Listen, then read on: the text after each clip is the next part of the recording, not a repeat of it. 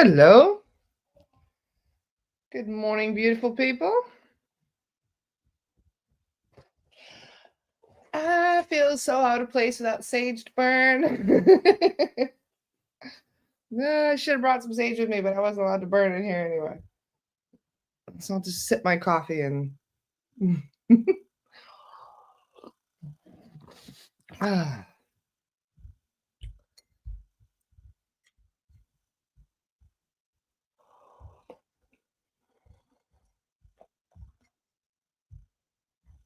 Hello. Good morning.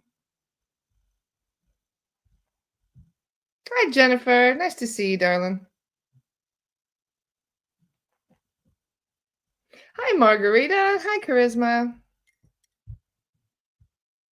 How's everybody this morning?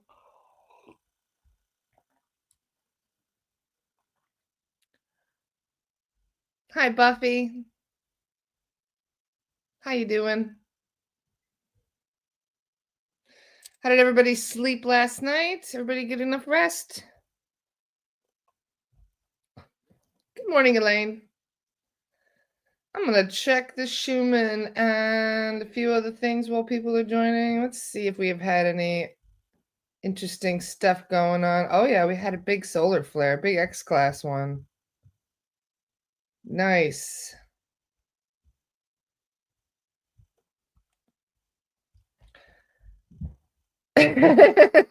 Brandy said, can astral sage be burnt by our guides? I'm just manifesting that right now. Filling the room with sage by intention only.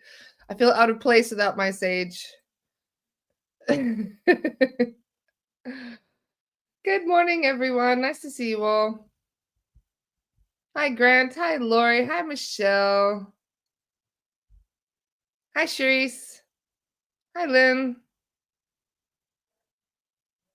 Margarita said today, I think I left fragments of me in my dream state. What makes you think that, Margarita? Honestly, I do think that we can actually kind of, I wouldn't say get lost in our dream state, but yeah, I think there can be some pretty shocking things that happen. I had a client that I had to put in their report last night. He's astral traveling and he doesn't know it, and he puts himself into precarious locations without being aware of something I wrote into a report last night. So yeah, did you end up in a precarious location in the astral yourself? Hi, Marcella. Nice to see you, love. Texas is fun. It's very hot down here. It's very warm in Texas. I'm not used to it because it's been so cold in Pennsylvania. Oh man, I wake up like I work all night. You probably are.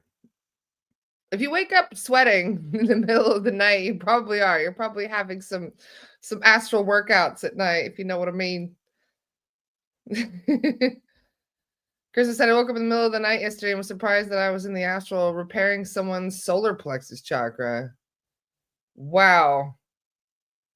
What an interesting thing to catch yourself doing in the astral. Working, you're literally working. Because I do feel that many of us are working. We probably are like going out and doing clearings and God knows what else while we're sleeping. I remember that one time I told my guides, I am not working tonight. And then the next thing you know, I had a dream about me like smudging out this whole like estate with my smudge stick, chasing all the beasties away. I'm like, that is not what I meant by me taking the night off. But then again, they say, if you love what you do. I can't remember anything from my dream. Well, maybe that's a good thing. Michelle says, I wake up sweating tons, but those are hot flashes. Yeah. You live in Florida. I imagine you get those quite often. I was going to say, yeah. Good morning, Bradley. Nice to see you. Hi, Summer. Hi, Helen. Hi, Blake. Hi, Lori. Lori, if you go onto YouTube and follow my YouTube channel, YouTube gives instant notifications for when I go live. YouTube is the better one to subscribe to because I go live on YouTube and Facebook at the same time, but Facebook doesn't give you very good notifications. YouTube always does. Summer said I was very sleep drunk this morning, finally getting my coffee now. I'm also drinking coffee. I think being sleep drunk is just a sign of being ungrounded. So, there's a trick that the guides told me that when you feel that way, when you wake up from a nap, for example, and you feel kind of groggy and out of it, it's because you're not grounded. So, you know how you visualize yourself going out of body when you're trying to astral project? You kind of like visualize yourself rising out of your body. You can do the exact opposite when you wake up, where you visualize yourself going back into body and like locking into place properly. It's kind of like when you're trying to put the lid on a jar and you don't put it on properly, and it's kind of, for lack of a better word, cockeyed. You're trying to like, you're trying to put it back on properly, and it's if you don't like, yeah, it's exactly like that with your astral body because you can kind of end up like out of phase with yourself. So if you visualize it in reverse, visualizing your astral body lowering slowly back into your physical body and actually locking into place like it's supposed to, then it will be easy to kind of fix that feeling. Or you just do the grounding exercises. You can go walk barefoot on the ground, things like that. Hi, Tanver. Tanver says, has anyone ever received codes or a series of numbers in their dream? Yes, binary code. Gosha and I talked about that. That is when you're doing that's actually military code. You're like running missions in your sleep, just FYI. There's a lot of star seeds that are here on basically a covert mission. I would look into that because you probably are one of those. Yeah, anytime you get binary code in a dream like that, there's codes that you're basically working with while you're sleeping. Yep. Yeah, those codes are basically like event codes, like the things that you're doing in your sleep. It's a way of kind of keeping track of things. You know what it reminds me of, and this is kind of the similar analogy to the one the guides used when they were explaining it. You know how there are police codes? You know how the police use codes like, oh, we got a 1040 or whatever it is. I don't remember what they use, but you know what I mean. It's kind of like that.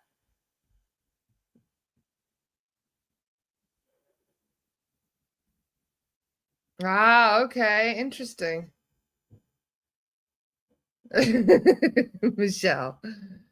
I dreamt of looking at that. What I can only describe as tarot cards last night. Very detailed, not the usual Rider-Waite cards, but similar art.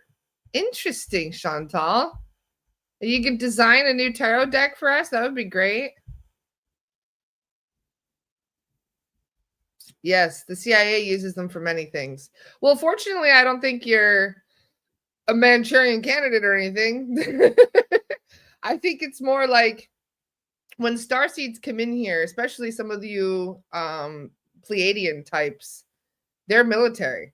Like some of you starseeds are active military in the galactic sense. And then they're like, all right, I'm going in. And of course, while you're here, when you're consciously awake, you're doing human stuff. But when you're sleeping, you're doing the galactic mission stuff. Gosha was doing that. I would check and see if you're in a pod, actually. You might be a pod person, Tanver. My little guy is.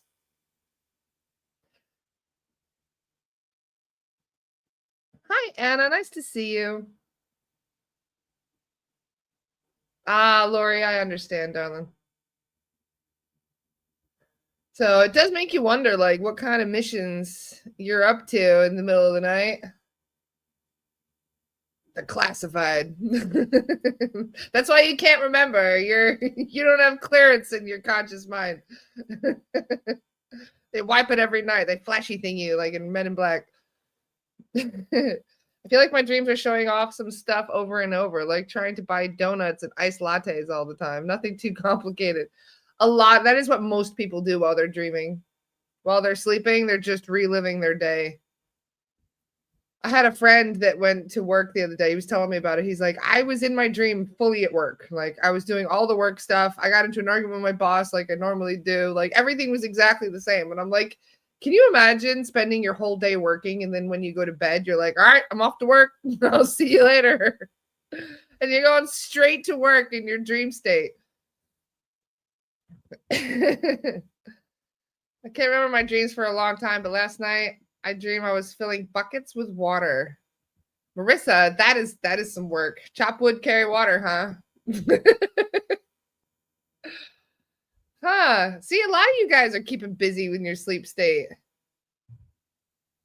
You know what's funny is that the soul guides actually said, because there was what was it? There's one person that said they struggled to exercise. And the soul guide said, why don't you just do it while you're relaxing? And they're like, what do you mean? They're like, no, you can literally visualize it in your head that you're relaxed, that you're exercising. And it actually convinces your brain that you're exercising. So if you exercise in your dream state, you're actually in a way losing weight. This is what I was told. Not as much as you would if you were physically exercising, but you're convincing the brain that you're exercising. So some of you who are, like lifting weights in your sleep or running errands and keeping yourself very busy in your dream state, you're keeping pumped, even your astral self. Yeah, exactly, Jessica. Did your friend get paid for those hours? We should be paid. Like, sorry, I was there all night. Like, sorry, I can't come in. I was there all night tonight.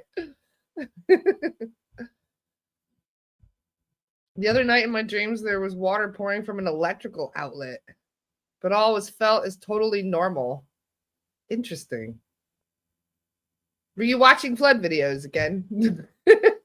There's been some crazy floods going on, so it could be like in the collective unconscious that we're all like, yeah, floods. Yeah, I've been shown 2 dreams about open contact happening. They were magical. I think this theme has been coming through for a lot of people. I've been having dreams about that for years. Years. And some of them are very vivid. Like, I actually am planning on putting some of this in the books I'm writing. There's this one dream where I was standing on a tall building. You ever see that scene in what is it, Independence Day, where on top of the roof and they're all holding signs and they're like, come get me, and they're all like, they're all asking to be saved right before they have that big weapon come down. Like, I had a dream just like that, where I was standing on this flat roof and overlooking a city, and all of these ships started descending out of the clouds. Everybody's like, take me with you. Like, everybody wanted to leave. Everybody starts begging the ETs to come out. They're like, no, come please, come pick me up. Get me out of here. It's kind of funny that how much as soon as we see an alien, we're like, I'm a refugee. Get me out of here. I should publish my dreams, although the men in white coats might be sent, Chantal says. Especially where you live, Chantal. The funny thing is when you were sleeping and get a feeling that you were being chased down in the astral, getting in trouble both during the day and night. Yes. That was actually the earliest dream that I can remember as a child, actually. It was being chased by wolves and climbing up into an apple tree so I wouldn't get eaten. I'm pretty sure I was like 7 when I had that. It was a reoccurring dream, too. I was constantly running away from wolves in my sleep, climbing trees to get away from the wolves. And I would pelt them with apples. As soon as that's how I know it was an apple tree, because I would get up in the tree and I'd be grabbing apples and I'd be pelting them at the wolves trying to eat me. What a random dream to have at age 7. 10%. I was shown a sky full of different types of ships. Yes, mine was very similar on a bright sunny day. Maybe there was a memory. There's a lot of planets that we've been on that have been visited and invaded and all kinds of things. Bradley knows, don't you, Bradley? The Engen, they know. I had a dream like that too. I was at a college campus with Gosha and I saw a huge planet in the sky nearing and all these ships reappearing. See? Although, if we are going to I have wondered this, like what open contact would look like if the prime directive wasn't a thing and they were allowed to just do mass landings, or at least to just land somewhere where it would be a safe location. How do you think people would react to that? It kind of reminds me of that movie Contact. Did everybody see Contact? Great movie, by the way. It's a little slow, but in Contact, they actually had like this bad guy come in and try and destroy the platform that they were making. And I wouldn't be surprised if there were going to be some religious zealots who would try and ruin all of that. They'd be like, no, they're demons.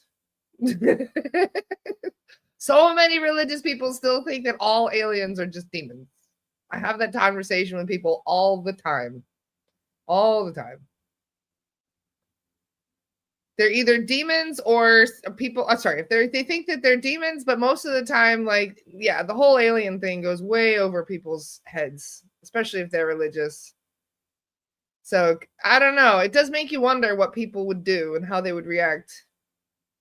There should be like areas that we have devoted to safe landing zones for galactic beings. Just kind of plan for it and be like, look, let's just say hypothetically that they're up there and they're watching everything. So we're just going to plan a little location that they're welcome to, like make a plan. If you want to come here, you're more than welcome.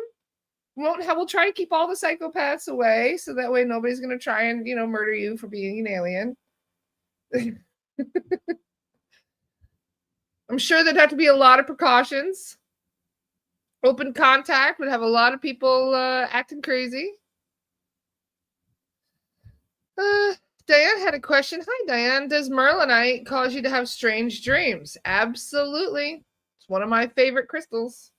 In fact, if you guys don't know what Merlinite is, do I have a piece of it with me? I don't know if I do. Oh, yeah, I do. I always have some Merlinite with me. This is Merlinite. Isn't that pretty? It is a stone with 3 different colors in it. You get the black inclusions, you get the white, and then you get the clear. It's really pretty. So Merlinite, there's 2 different kinds. This is the dendritic agate kind. There's also a kind from Madagascar. So Merlinite is a stone for shamanic journeying. It is a really powerful stone for protection as well. But no, it helps astral project. That's one of the reasons why I love this stone so much. So yeah, Merlinite is great. Also known as dendritic agate. But it is very good for protecting the dream state because, you know what I mean? It's got the black and the white and the clear. So this helps to, to clarify things for you. But they also say that it's great for connecting with your spirit team for divination. So just make sure that you keep it cleansed regularly. It does absorb a lot of negativity for you, which is good. But at the same time, you don't want to be wearing the bad juju. You got to cleanse your shit regularly. So I just keep it on some organite like that. This is my travel organite that I have. And then just sit it on top at night and it charges it. Absorbs all the bad jujus. Hi, Ariana. Nice to see you, love. I'm having a good time in Texas. Thank you. Hanging out with some of the extended family. Jennifer says, I bought some Merlinite a while back after Laura's suggestion, and amazingly, just within a week and a half, I had my first lucid dream. It was definitely effective for me. See? Telling you. That's why I liked it so much. Hi, Jordan. Nice to see you. I'm excited to see you today, Carolyn. I see you're here. Hello, darling. Carolyn and I are doing a Lost Soul rescue today. That'll be a lot of fun. Excited about that. My travel OGs are the eggs. They travel well. They certainly do. In fact, I was kind of pissed off. I was going to bring a Black Lotus with me so I could put it next to my bed, and then I dropped it, and the Black Lotus shattered right before I left. And I was like, God damn it. So yes, do not drop the Black Lotuses because the resin is not sturdy. I lost like 3 petals. They went flying. So I have to remake that one. Good morning, David. Nice to see you, bud. It's been a while. I have some dendritic agate. It's a beautiful point, but I've been putting it in several others next to my bed. Yes. Just make sure that you keep it cleansed. Yep. It is one of the ones that if you keep it next to selenite at night or keep it in a bowl of selenite, that's perfectly fine. That's enough. Has anyone experienced any moodiness with the energies this week? Yesterday, I know, was beyond tested or being tested. There's 12 of us staying in this house. Try not to say this too loudly. And there was some chaos. Yeah. No, you're not the only one noticing people are acting excitable, I guess, is the word of putting it. You should have heard it last night. Like 12 people all rah rah rah at each other. Aaron says, show them your big ass necklace you're wearing. I love you, Aaron. You're so funny. This is what she's talking about. This is the new one I got at the crystal show the other day. I probably showed you guys already. This, it does not do it justice. There's all different, see, there we go. You got to catch it in the right lighting. But it's basically, see, it's got all 7 colors of the rainbow in there. If you can't itch it in the right lighting, it's purple and blue and all kinds of other things. This is what they call, it's a fancy form of labradorite. It's called spectralite because it's got more colors in it. Labradorite generally just has blue or green. This is all of them, as you can see. There's purples and pinks and oranges. It's every color in there. Thank you. You don't want to know what it cost me. Crystal shows are terrible. They really are. They're my only true addiction. It's going to crystal shows and buying shit that I don't need. Like this one was really cool. I also got this at the crystal show the other day. I'm not wearing it right now, but I have them sitting next to me and they're so pretty. This is ruby and kyanite. Ruby kyanite. And I didn't even know ruby and kyanite grow together, but isn't that beautiful? I thought they were so pretty. So this is why I say, like, if you have a crystal show in your area, be mindful how much money you bring with you. And if you go, like, seriously, you get merlinite all the time. Like, I bought, where is the other one I got the other day? I can't find the second one, but I got merlinite earrings as well, see? I can't resist. I see merlinite, and I'm like, oh, it's mine. So yeah, you can usually find merlinite pretty cheap. Those earrings were only $15, and the pendant that I got was only $20. So merlinite's not very expensive, especially with the silver on the sides. Like crystal shows are bam. That ruby and kyanite will most likely glow under UV light. Oh yeah? Shall we find out? Let's see. Hang on. All right, we got the UV going. Let's see.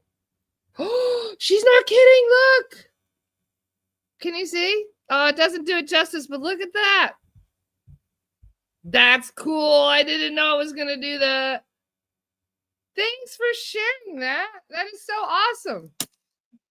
Look, it does. It glows like red. That is so cool. CSI Lara, I'm traveling. Where do you think this goes? Anytime I stay at a hotel, I'm like, I'm like Mary Poppins. I've got a bag that has all the things. Seriously, I'm not even kidding. Except sage. It has everything except sage. My mom wouldn't let me bring sage.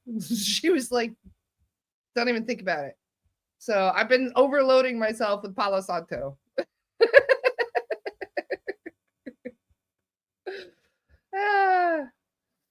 Ooh, lapis lazuli is really nice. Or is it lapis lazuli? I don't know. People pronounce it differently. Yes. Spectralite, a flashier version of labradorite. Exactly.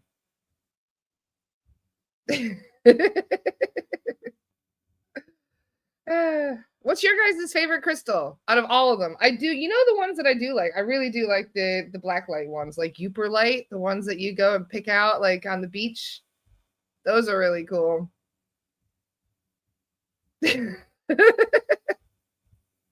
I'm very resourceful. What can I say?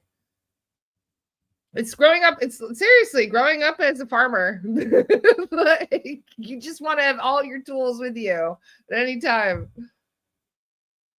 Michelle says, my favorite crystal is celestite. That is such a beautiful crystal. That's Adriana's favorite as well. I actually got her a really beautiful celestite at the store the other day.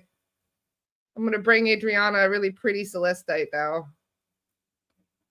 It's one of the angelic ones. And if you're not really a big fan of the baby blue, celestite is like a really nice baby blue, then you should get seraphinite. I got seraphinite here too. Really liking seraphinite. You can't really see very well, but it's got very beautiful, shiny striations throughout it. Seraphinite is a really nice crystal. And it's also very high vibrational. That's one of the reasons why I have seraphinite earrings as well that I wear on occasion, just because it really, to have two seraphinites by your head and then by your neck, I'm telling you, my vibration, I can feel it going up. Very, very high vibe, but green crystal. Kind of like moldavite, like this is. Moldavite is also very high vibe as well, which is why it's a little intense for some people. I see Scarmante likes moldavite. Moldavite is a really great crystal. It is, but it is extremely intense for some people. A little bit too intense. Kunzite. Nice one, Brenda. That's a good one. Moss agate is one of my favorites as well. I usually have some moss agate around. It's really beautiful. I love celestite and seraphinite. Of course you do, Angel. My higher self is called Seraphina. That's beautiful. I never thought about that. I wonder what my higher self is called.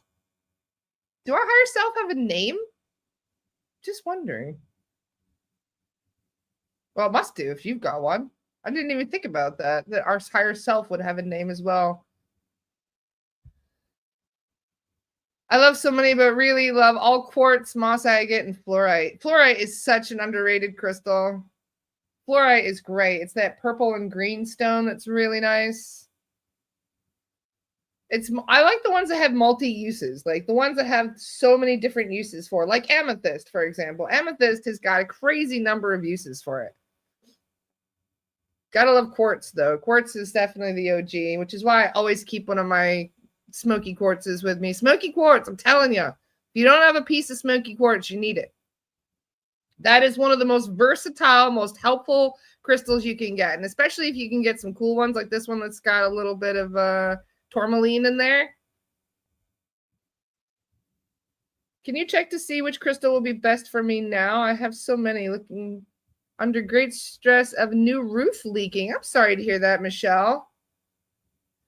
The crystal would be best. To be honest, the very first crystal I thought of when I saw that would be citrine. Because I think citrine really does help to bring in joy and optimism, and it does help to kind of raise the vibes. If you're under a lot of stress, your vibration is probably a bit low. So some citrine really does help to kind of brighten your day, so to speak. So I would put some citrine on. And some rose quartz even, because if you don't have citrine, rose quartz is a really good stone for just helping you kind of hold space for yourself and give yourself that love that you need extra. But citrine is great. In fact, you know what's interesting? Sometimes during the sessions, the soul guides, as part of the just extra boost of protection, is they will put a crystal in your etheric field. Anybody ever seen that in their report where we mentioned a crystal has been added to your etheric field? That means you permanently have a crystal in your etheric field now. I have two. I have two. I have a, oh my God, what was it? An obsidian and a rose quartz in my etheric field. So it's basically what they do is they just kind of bedazzle your etheric field. They just put it inside your etheric field. It's an astral version. It's not a physical version, obviously. But once it's there, it helps to keep your vibration up, and it helps to kind of boost the protection of your etheric field. So if you ever need a little extra boosty boost, you can ask your soul guides to put one in there for you. You can even ask them what shape they are. What was it? I think that was the rose quartz. The one that they put in my etheric is in a teardrop shape. And I was like, I wonder why they decided to put it in that shape. And then the obsidian they put in there is in the shape of a Merkaba, you know, like the two interlocking triangles. I should say pyramids. Kara says, I see crystals in my clients' fields, usually heart-shaped. Yes. Yep. If you've been struggling, like let's say that you've been dealing with severe depression for a while and your soul guides are like, I'm trying to raise her vibration and make her feel better. When we go in and do the clearing, they'll be like, hey, can you put a rose quartz in her field? And so that's what we do. We literally will. We'll put like a heart-shaped rose quartz right in your etheric field, right in your chakra even. So you can ask your guides for that. You can ask them and say, hey, can you please put a heart-shaped rose quartz right in my heart chakra to help boost my heart chakra and to help make sure that it maintains its balance? Because some chakras, especially the heart, will be a bit depleted or a bit slow spinning.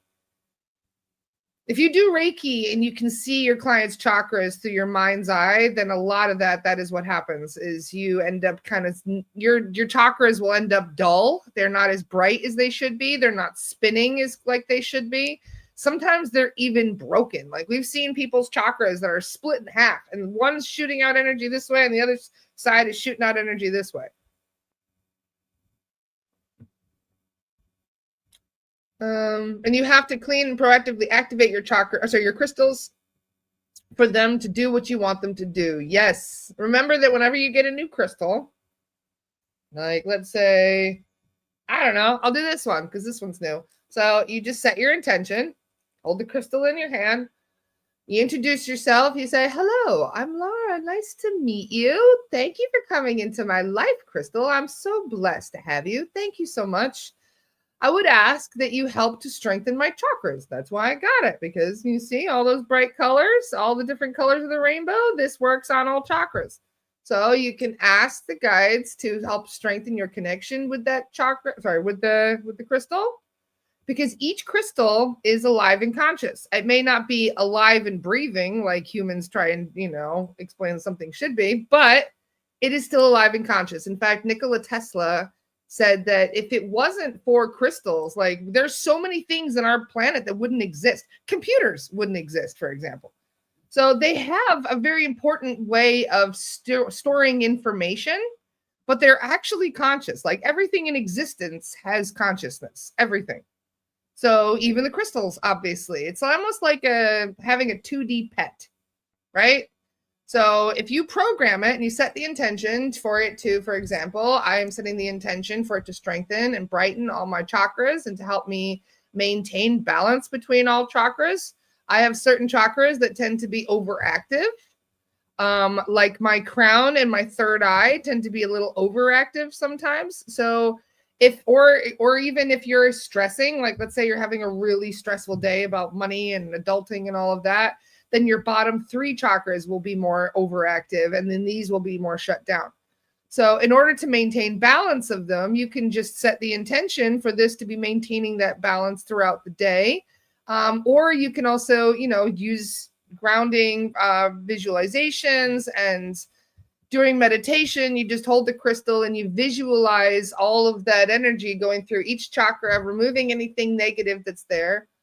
It's almost like it's a little spinning vortex, but that spinning vortex can get very dull, very dim. In fact, somebody that's been dealing with psychic attacks for a really long time, somebody who's been dealing with a very dark entity attachment, do you know how we find their chakras? They're black. Completely black, like dark. There's almost no color. And it's like who was that said that last year? I believe it was Laura Whitworth, who basically explained like whenever you have a very dark entity attachment, it comes in, it's almost like they're pouring black paint into your chakra. And the more that happens, the more negativity, the more darkness you have in your chakras, the less they're going to spin, the more dark and dull they're going to get. And you're just not going to feel good about life, like everything's going to feel stagnant. You're going to feel blocked. You're going to feel disconnected from your intuition. You're going to feel a lot of things that are not good. We'll put it that way. What would be signs of an overactive third eye chakra? The one that I notice is anxiety. I get overwhelming overstimulation. Yeah. If you feel like you're overstimulated in a certain area, you're pulling in too much stuff around you. Especially if you're out in public. Margarita said, I got goosebumps when you said that. See? See? There you go. But no, really, that's what happens is for me anyway, is that I feel way overstimulated. And that's how I know. If you ever see me snapping my fingers like that, I'm locking down my chakras a little bit because that's why I feel overstimulated. There's a lot of you who are empathic, who will go out in public and it's a bit much. So whenever you go out in public and yeah, headaches will also happen. Yep.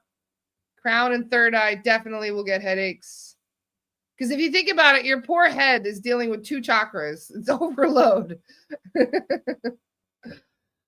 So yeah, you get a lot of energy coming down from the crown. And you also will, if you're not grounding yourself properly, that'll also have that effect because that energy that you're pulling in is nowhere to go. It's just rattling around in your head. Margarita said, I'm always like that. The only way I can deal is when I smoke weed. I feel you on that, Margarita. That's why yesterday when everybody was stressing, I was like, oh, like that's the one thing that does help me as well. I feel you on that. But you know, the reason for that is it dials things back. It numbs you. It basically puts like a filter. My guides explained it like it's, was it Zach that said this? So Zach explained it's like trying to drink out of a cup that's like this. You know, you can't see what you're drinking. So you're getting your information like that, basically. Versus when you have something like this and you can see what's in there. So it basically that's the difference is that cannabis kind of clouds things a little bit. And when it clouds things, it does help to drop the stress levels. It helps to make things less intrusive. It helps to basically numb the senses a little bit. It helps to dial back the anxiety because you're not as overstimulated as you were before. Unless cannabis makes you paranoid, then it might be overstimulating you even more. Because some people get less stimulated, some people get more, because this is, like I said, we're all different. Those of you who smoke cannabis and then have an anxiety attack, that is because you are overstimulating yourself. Whereas for me, it's the exact opposite. Are ears part of the throat chakra system? Good question. Probably. I mean, if you think about it, I don't know. That's a tough call. It's probably connected to both.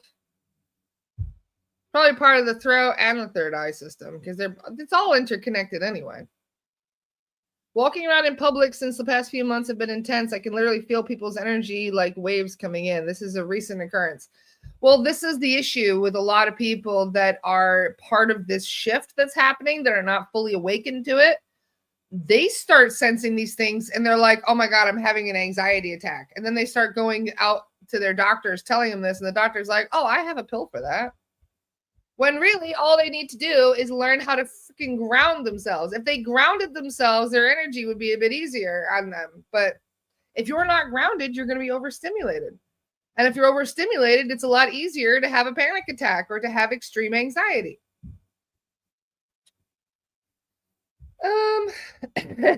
Petrine says, Lara, what strain did you use to visit a past life on the hero dose? Petrine. You are so funny. Golden teachers. She's asking the real good questions today. I love that, Petrine. Thank you. Yes, the golden teachers. They're very strong. We'll put it that way. Has your awareness of dreams increased since stopping? Who stopped? Who are you asking? Don't ask me because I haven't. I'm terrible. I have not stopped yet. No. My guides are looking at me like, but I didn't bring any with me to Texas. So I am taking a week off while I'm in Texas. Why? Because I'm not stupid. I'm not bringing nothing into the state. No. So I am taking a week off from it. But no, it's my favorite thing. Like, sorry, I'm allowed to have one favorite thing that's naughty. Thank you very much. I'm dialed it back an extreme amount. I've been very good in that degree. So I'm going to pat myself on the back for dialing it back as much as I already have. I have had like a 70% reduction in use. That's good enough for now. I'm looking at Charlie like, I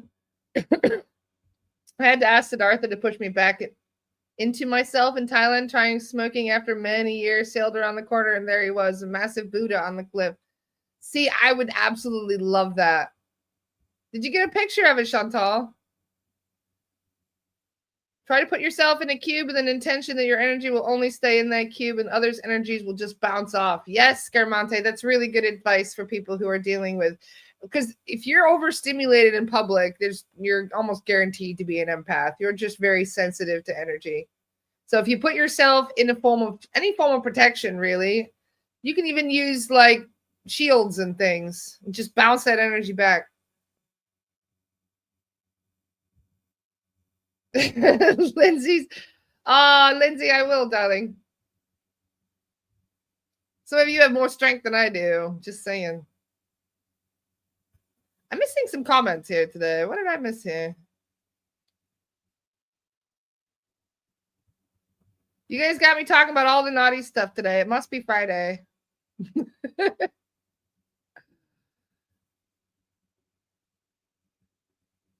I missed the Dr. Scott comment. I didn't even know what you were referring to.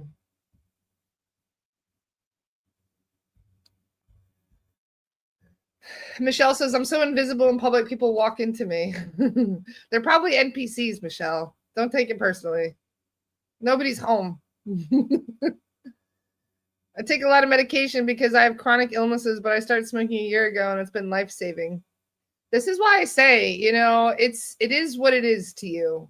If it's doing benefits, then wonderful. Can you answer my question, please? I would love to. I just need to see it. There's a lot of questions coming or comments popping up. Oh, I'm looking, Chandrika, my love. I'm scrolling up. Does the violet flame affect the eyes in any way? Ooh, that's an interesting question. Anybody work with the violet flame? Saint Germain? Zipporah Krupnik does. She'd be a good person to ask about that. If I don't know the answer, I'm not going to make one up. That is not something I've asked before. So I do not know. But I don't imagine it would do anything negative. Most people use the violet flame as for cleansing, though I imagine there's lots of uses for it depending on what your intentions are. Lots of people are saying, congratulations, Dr. Scott. Well, congratulations, Dr. Scott. Are you talking about the book? I'm very excited to read his book when I get home. Very grateful that he sent me a copy. Thank you. Have people been feeling very floaty? A lot of people are experiencing this every time the solar flares come in. I was literally, before I even read your comment, I knew where this was going. It's like being high on drugs, but naturally, and it can last for hours, the sensation. Yes. I have felt that. I call them bliss outs. When you feel blissed out for some reason, it's almost like you have, I don't know, what's the word? There are some happy drugs out there that exist that make you go, like E, for example. It's kind of like that. Yeah. Where everything just feels nice. I have noticed that a couple times, but usually it's soul guide. It's not solar flare related. Usually it's because I have some big soul guide that comes in with big energy and they're like, here, let me just give you an etheric massage for a moment. I've had that happen a few times, actually. Siddhartha has made me feel that. Shen has made me feel that. Mary Magdalene has made me feel that. Yeshua, holy cow. Yeshua, when he gave me a bliss out, I thought I was just going to myself to death. Like, it makes you feel like your whole body is just, well, it's blissed out. I can understand now why people say you don't need drugs when you have a spiritual awakening, because you can have all of those feelings naturally occurring And then you're like, I can meditate myself into a buzz. How does that work? It's like, well, actually, you can. Lindsay said, oh my God, the first time I felt that, I was like, whoa, I never want to go back. Do you know what I think it is? After feeling it a couple times when they bliss you out, I think it's source. I think they're giving you a tiny, tiny little taste of what source feels like. And if you have a tiny bit of, source, it feels like a lot because source is so powerful. I was trying Kim Beekman's Violet Flame for a few days, and then my eyes started aching. Interesting. I would meditate on that and ask why. It might be just overstimulated. I would give it a break for a couple days and then see if it has the same effect later on.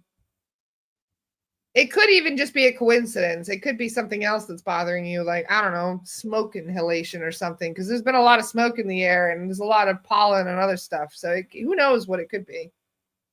But I would give it a break for a couple days and then go back to it and see if it does it again. Kara says, I do meditate myself into a buzz. Well, there you go. Do you remember what Lauren Roche said? Lauren Roche, for those of you who are a bit new to the podcast, he's this phenomenal author and meditation expert. He's like a master of meditation. He's been practicing for like 50 years. In fact, he spent even 30 days meditating in a room once in pure darkness. 30 days of meditation with no breaks. He basically meditated for 30 days in a dark room. I mean, that's dedication right there. So Lauren explains that after a while, he got so sensitive to energy that he lives in California, which is kind of funny about this, where he's a surfer and he would go out and he would see people on the beach and he immediately knew what drugs they were on instantly. All he'd have to do is look at them and he could tell what they were on. But Lauren swore up and down. He's like, I could make myself feel anything through meditation. And he basically explained, like, if there's a certain feeling that I was going for, I could find that feeling within myself by going internally rather than having to seek something external. So if there's a certain buzz, for example, that he's looking for, like, even if you think about it, even alcohol, right? A lot of people love that feeling, that tipsy feeling that alcohol gives you. And actually, I can't stand it personally. That's the one reason why I don't really drink and never really have drank. I did have some times in my life where I went through a little phase, but I'm pretty sure that was entity induced anyway. Just never really liked alcohol, and I don't like feeling drunk. Some people really do. And then I've noticed after, stopping drinking and then occasionally having a sip here and there, that even just one sip of alcohol immediately ungrounds me instantly. As soon as I drink alcohol, I'm out of phase with myself completely. Like, it's really weird how quickly it ungrounds me.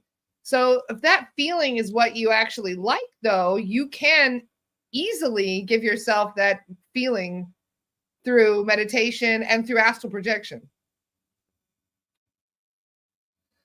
So, but for those of you who are mediums, especially, it's probably a good idea to go after that feeling yourself rather than chasing it through some kind of substance. Kara says, yes, you can connect with the energy of cannabis and feel it in your field. Yep. You can literally meditate on that feeling and then you'll start to feel the feeling. Speaking from experience. Same, I'm the dizzy and out of body type feeling. Yep. But some of you went through many lifetimes healing that, and you're just like, I've been there, done that, got the t-shirt. Because there's been so much. I mean, back in the day, we didn't even have clean water. Like, people literally just drank alcohol all day, every day. They thought they were hydrating themselves. Like, I'll never forget. I went to the Henry VIII's place? It's called Hampton Court Palace. I went there and checked it out. It's actually a really cool place. If you guys go, they've got the original kitchens that Henry VIII's staff would be making meals in. And there's this huge, huge fireplace there. And they had these spits that you're supposed to turn. And there was a guy who had that job of that's all he did all day long was turn spits. He'd have to go all the way up this long line and he'd be turning them all the time. And the one benefit from that job was that you got free unlimited alcohol all day long because you were standing right next to the fireplace. So they were like, oh, if anybody deserves free and unlimited alcohol, you are more than welcome, help yourself. So that's what they would do is just sit there right next to the fireplace all day long, getting shit-faced drunk, trying to cool down. Can you imagine having that job? You're just sitting there next to a freaking hot oven, just doing this all day. You imagine how much we've probably already combated alcoholism in past lives. And now we're like, yeah. Meanwhile, Patrick's like, sign me up. So it does make you wonder, like, where we got our aversion to certain things. We've already been there, done that, got the t-shirt. We're like, nah, I'm not going down that road again. No, thank you. Scarmonte says a big part of my family line have been addicted to alcohol. When I get addicted for a while, there was a few years ago, it hit me that there's a family curse and that it was up to me to break it. That was intense. Wow. There's a lot of families that have that curse where I didn't call it a curse. It's more like a generational lesson that the family is still passing on down to the, you know what I mean? It just keeps passing on. And until somebody is born into that family that is able to break that cycle, absolutely it's a problem. Especially for people where it's, I hate to say it, right? And I hope none of you Brits take this personally because I lived in Britain for many years and I have seen the culture around drinking. And even though pubs are shutting all over the UK right now, you still see that pubs are like the main location for people to interact with each other. They even bring their families. Like everybody goes down to the pub and has like a nice meal and a drink. And it's like this big way of socializing. It's pretty standard. It's normal. Whereas here in the States, nobody's bringing their kids to the bar. Not at least, I mean, not most people anyway, and you don't really have that kind of sense of community at the bar here. It's more like, I'm just here to get drunk and maybe not go home alone. This is kind of the intention when you drink in the States. It's a completely different vibe. And to be honest, like I when I lived in Britain, this is part of the reason why I drank there, even though I don't like alcohol, because it's such a cultural thing. Exactly. And it's not like it's a bad thing because I hate to say it, but the camaraderie and the way that people loneliness. I've got some friends who are already pretty lonely, and that is the highlight of their whole week is when they go out Friday night for a drink and socialize. And I even, I used to be very much against sports. Like I have always thought sports is kind of like, the Roman circus.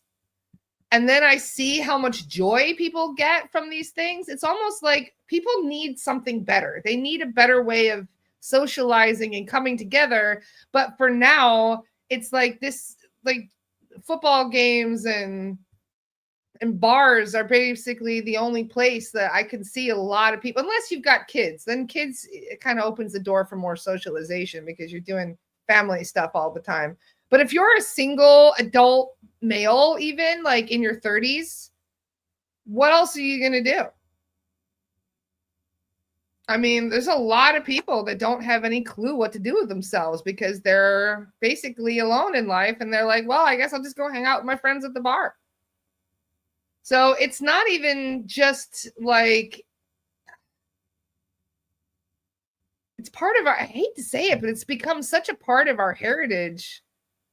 It's even sad when pubs close for certain places. Like some of these pubs have been open 1,000 years and they're closing now.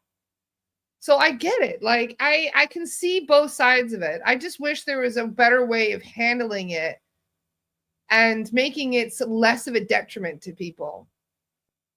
A healthy hobby. Exactly, Summer. If we had more ways of socializing without getting inebriated, I think more people would do it. But everywhere that we go where we have outdoor socialization, almost always there's alcohol involved. So there's no judgment here. Like I said, I used to drink. I don't do it anymore. If I do have a little bit of a tipple sometime, it's just a shot of amarula in the chai somewhere. Like, I don't really, you know what I mean? It's not something I even strive to do. Christine said, why are they closing? Because people are going broke. People don't have a lot of money and they're expensive to maintain. Those of you who are watching Clarkson's Farm, you know what I mean. Jeremy Clarkson. I still keep up to date on all the British drama. There are places though in the States where people are making like hangout places where it's dry, like there's no alcohol being served. It's kind of like a cafe vibe.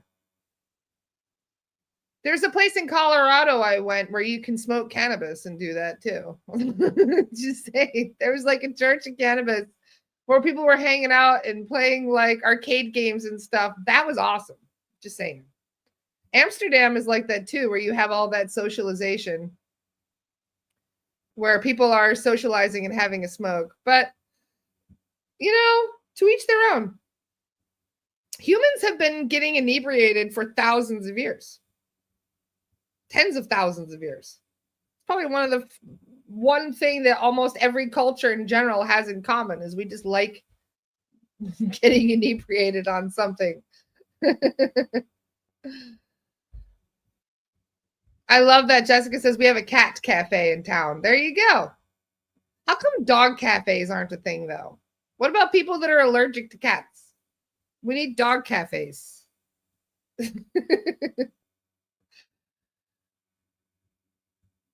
So, you know, it's to each their own.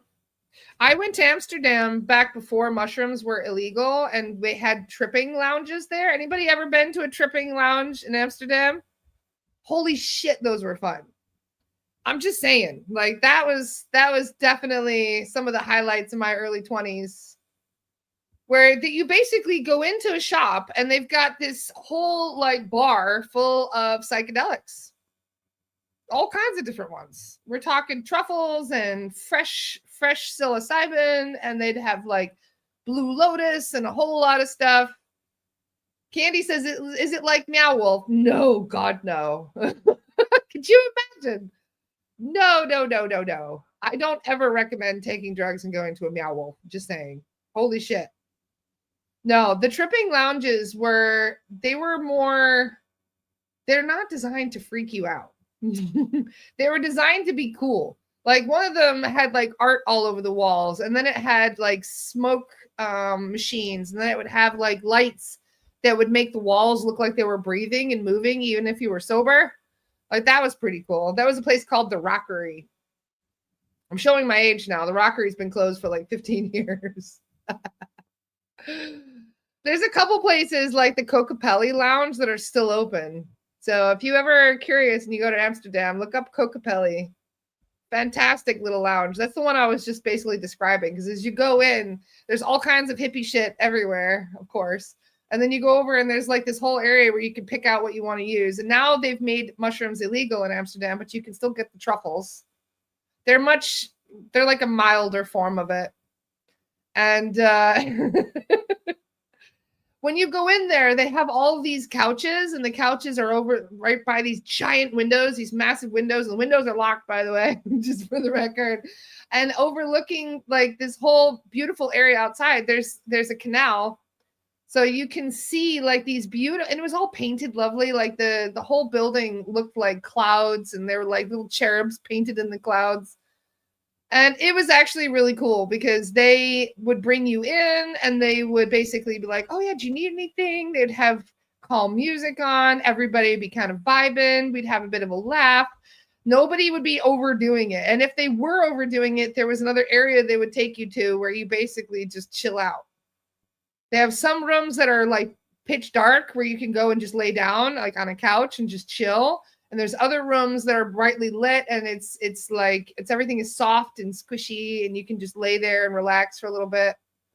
So anyway, this is long before I learned the rules exactly how. Michelle just said I would never trip in public. Nobody warned me, Michelle. So it's one of those things where sometimes you'll have a really amazing experience, and I had only really positive experiences. Michelle said tripping with bright lights. No, this is why they have you options. So there's certain rooms that you would go into. But it was just a really interesting perspective because it's illegal almost everywhere else in the world. But in Amsterdam, they were like, oh, no, here, let's just make everything perfectly tailored to what they need. They even came by and like refilled all of our water bottles and stuff for us. Like, I'm just saying, like, there's ways of making things safer if people want to do it. Because if they want to trip, right, a lot of people just go to a park and do it. A lot of people, I've done that myself, where there's nowhere else to go. You just go and hang out in a park somewhere. This is me from my early 20s, by the way. This is not me now. I've tripped like 500 times in my life, not even kidding. So, yeah. This is why Michelle says I've had to take care of bad trippers at Grateful Dead concerts. See, things like that, holy cow, I can only imagine how scary that would be for some people. No. You want calm locations. Michelle says, I only trip at home. Well, that's me now. But in my 20s, that was a lot more adventurous. Yep. There's a lot of people, though, that are kind of like trip sitters. That is a really beautiful thing to do because you do want at least one sober person that's in the mix, keeping an eye on everybody.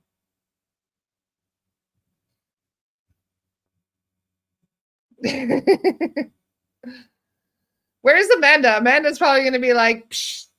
Amanda's always giving me shit for saying things I shouldn't be saying on the podcast in case I get myself in trouble with Facebook.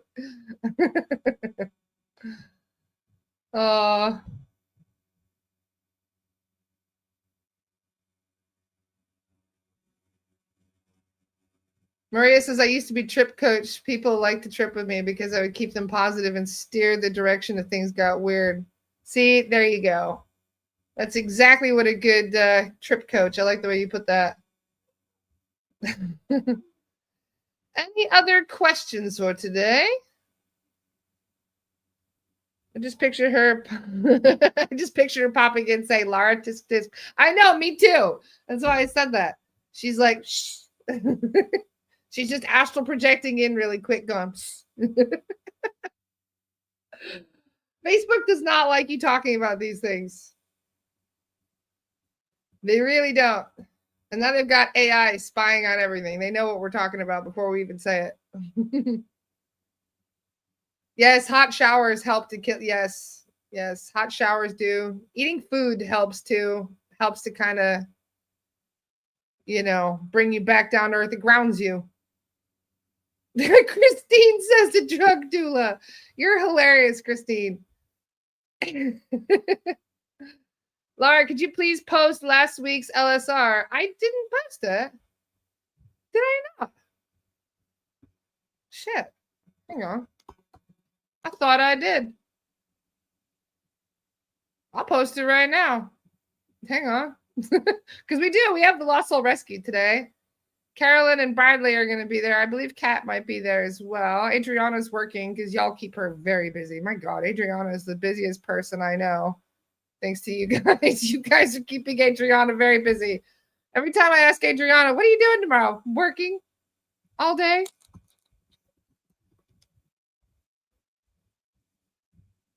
All right. What was the date from that? Just to make sure I'm getting the right one here. It was last Friday, so that was from the 13th. There it is. Got it. All right. I'll copy that for you right now. I'll share it right here. If you guys want to watch the Lost Soul Rescue from last Friday. I'm sorry. I thought I shared that. Just goes to show how my brain has been scrambled the last few days. There you go. There's the Zoom link. I'll post it in the group. It was a good one as well. In fact, you'll see what I mean. There was kind of a crazy one. John says, can I say something? You just did, John. You want to say a second thing?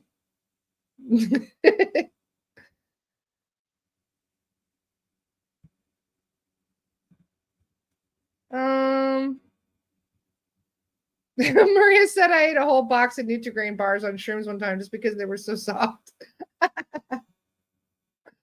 That's funny. I felt for Anna's grandpa. Hopefully we can get him cleared in the near future. I think that'd be a very good idea. I would love that. We need our bazooka with us, though. I mean, Adriana. She wasn't with us on that one.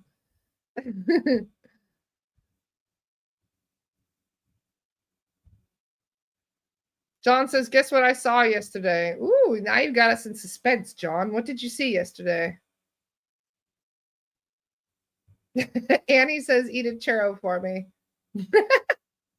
Thank you, Annie. Texas is it's nice. It's a little hot, though. A little humid down here. Yesterday was the first practice session I got to attend live. Felt great to be present.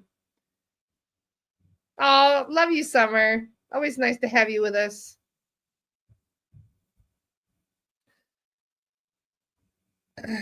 Not really now. Now the suspense is past, John. Now we're like, Lara, fireworks stands are open. Go get some for the summer solstice. Interesting. I didn't even know they sold fireworks here. In most states, it's illegal.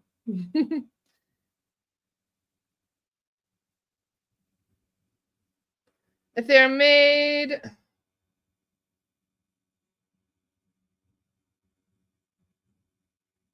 I have no idea what you're talking about, Jordan. Are you talking about goody infused cookies?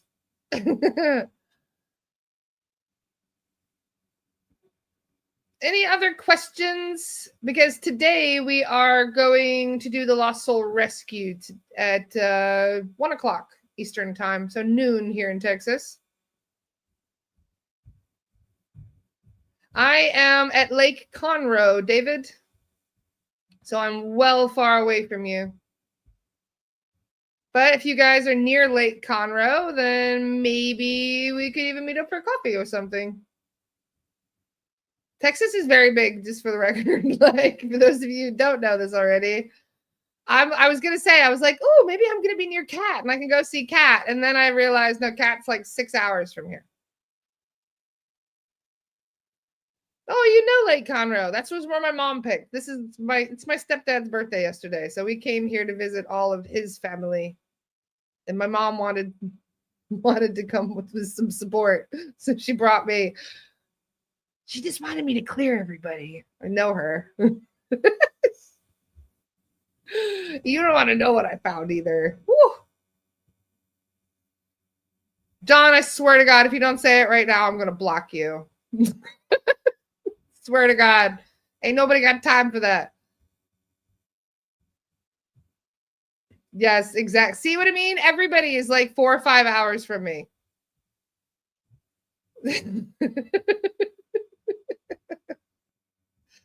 Nobody cares now, John. We're over it by now. He must be. Whenever a man says, do you want to see it? I'm like, no. No. I learned to say no to that a long time ago. No, I don't want to see it. I don't even know what it is. No, I don't want to see it. Nope. Oh, John got to see your mom. Okay, that's nice. You're 30 minutes away, Sylvia. No way.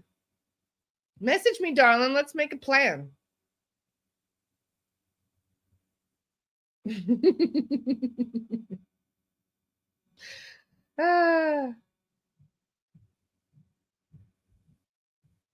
I'm only 4 hours away, Jordan. See,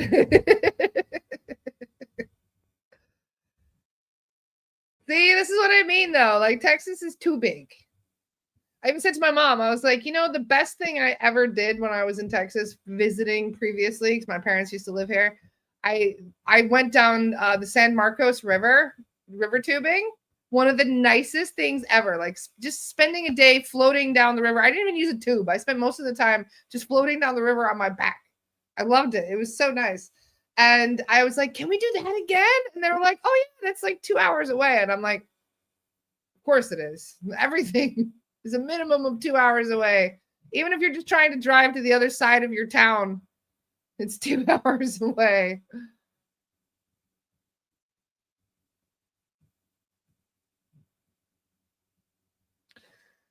So I'm just gonna drop it one more time in case anybody missed it. There's the link for last Friday's Lost Soul Rescue. I'll post that in the group. I'm sorry, I completely forgot. To be honest, I swear to God, I thought I already posted it. So no, I need to do that still. Thank you for reminding me. David says 2 hours and 48 minutes away, the San Marcos River. It is.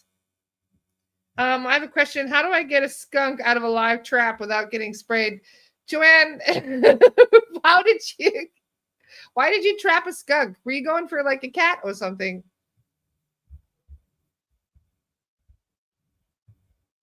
I mean, that's a tough call. I'd probably use a sheet of plastic, like plastic tarp. Just throw it over the cage.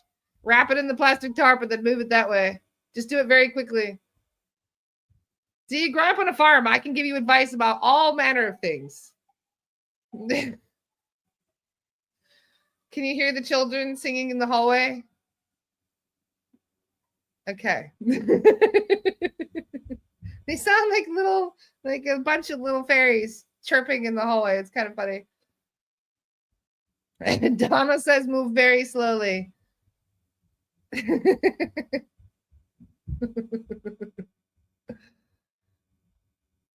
This, thank you for keeping the questions interesting today, by the way. Like any other questions? She's like, yeah, how do you remove a skunk without getting sprayed?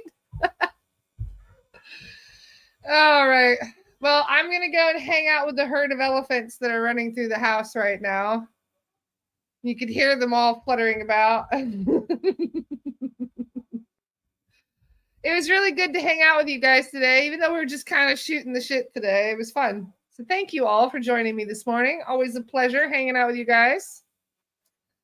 And yeah, we'll have Lost Soul Rescue in about an hour and 45 minutes from now. So for those of you who are in class, we have been kind of keeping it just to the ones in class for now. We're going to have normal Lost Soul Rescues with the other group in a couple of weeks.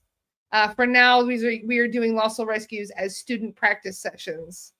So yeah, you'll be able to see those recordings. And today we'll see if any of the students want to do their own Lost Soul Rescue, or I get to just hang out and listen to you do the questioning. So who's going to be brave today and do one?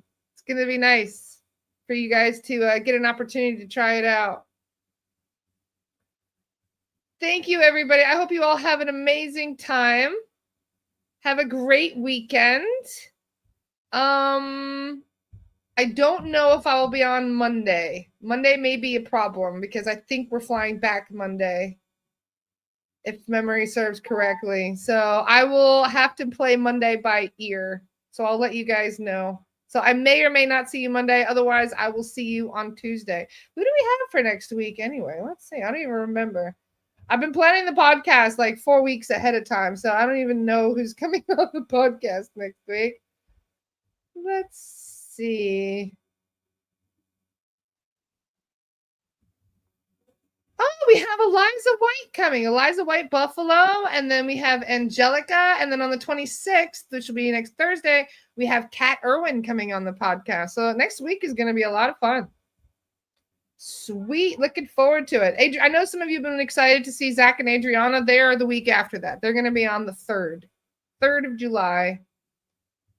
So that'll be a fun one. I hope you all have a magical weekend. Thank you so much for hanging out with us. And I look forward to seeing some of you on the Lost Soul Rescue in about 90 minutes or so. Mwah! Love you guys. Have a great one. See you soon. Bye, everyone.